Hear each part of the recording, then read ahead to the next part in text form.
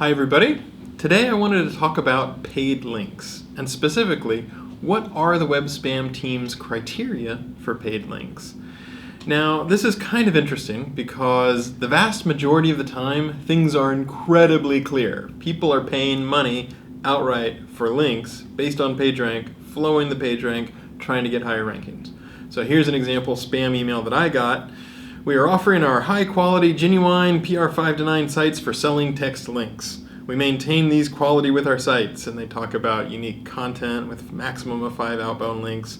They're selling these, no fake PR, no drop domains, that sort of thing. So 99.9% of the time, it's abundantly clear that these are links that are being bought and paid and sold and all that sort of stuff. But every so often, people like to split hairs, and the last question is like, okay, Matt, but what about if I, don't give the guy money, but maybe I buy him some beer and a pizza, and then he happens to write about my site, those sorts of things. So I wanted to walk through sort of the criteria that we use when we assess whether a link would be paid or not. And the main thing that I want to say up front is these are some of the criteria, but just like the web spam guidelines basically say, look, anything that's deceptive or manipulative or abusive, we reserve the right to take action on. It's the same sort of thing. If we see a new technique that people are trying to exploit people's trust or something like that, we're willing to take action on that as well. But if you look at it in a pretty clear lens, you can see that people like the Federal Trade Commission, the FTC, have actually defined what does it mean to have a material connection, if you are compensated. And so if I don't cover the criteria or the examples that you'd be interested in, I would actually encourage you to check out the FTC's guidelines on that or there's similar guidelines from other governmental agencies, because we actually hew pretty closely to the spirit behind those. So first off, what is the value of what you're getting? Even Google's Code of Conduct recognizes that if you get a $1 pen or something like that, that might not change your behavior. And so, if you go to a conference and you pick up a free t-shirt that's probably pretty low quality, that's probably not going to change how you behave, right? That's not going to change your behavior. On the other hand, if someone pays you outright $600 to link to you, that is clearly a lot of value. And so on the spectrum between a pen and a t-shirt all the way up to something of great value, that's one of the criteria that we use. Another good one is how close is something to money. So again, the vast majority of the time people are actually giving you money. Sometimes people might say something like, hey, I'd like to send you a gift card. Well, gift cards are pretty fungible. You can convert those to money and back and forth not too easily. On the other hand, something like, I'm going to give you a free trial of perfume, or I'm going to, buy you a beer or something like that, that's less of a connection. But we do look at how close something is to actual money whenever we're looking at those kinds of things. If somebody goes and buys you a dinner and then you write a blog post, 4 months later, and the dinner wasn't some huge steak dinner that with 18 courses or something like that, that's probably not the sort of thing that we would worry about, as you would guess. Another criterion that we use is whether something is a gift or a loan. So imagine, for example, that somebody loaned out a car for someone to try out for a week.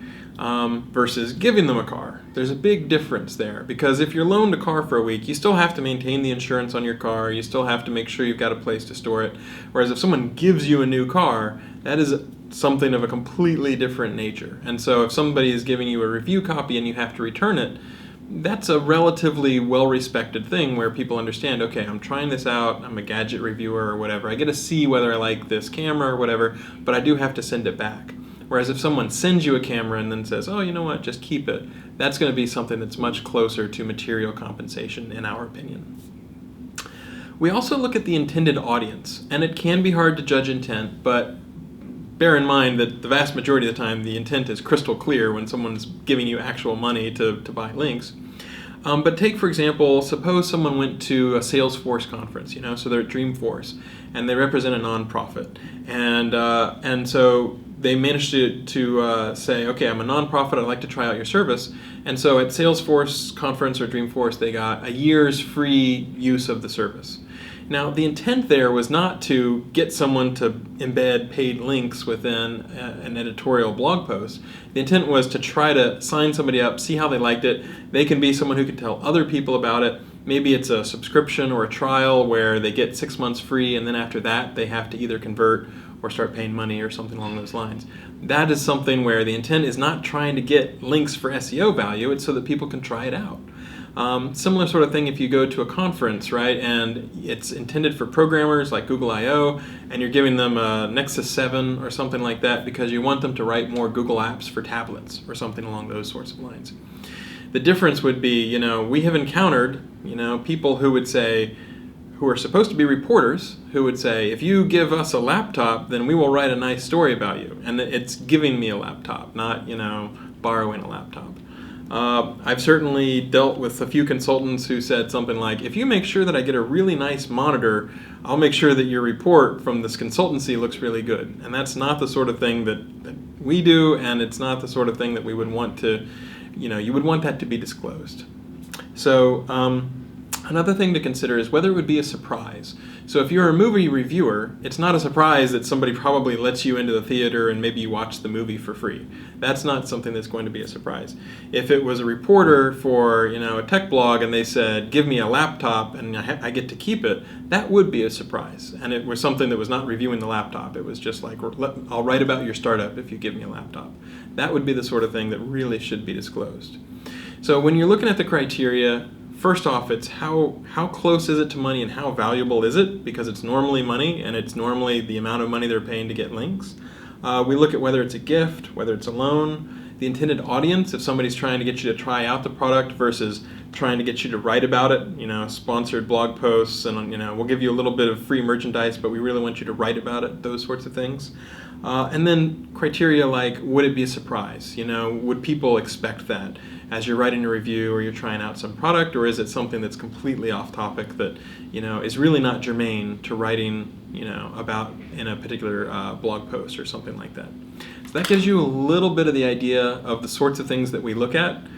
Again, most of the time it's really clear because money is changing hands, but in general, those are the sorts of things that we look at. If you have more questions, I'd encourage you to check out the FTC's guidelines. They've got a lot of different examples, and most of the stuff that we view falls right down the same principles as the FTC. Hope that helps.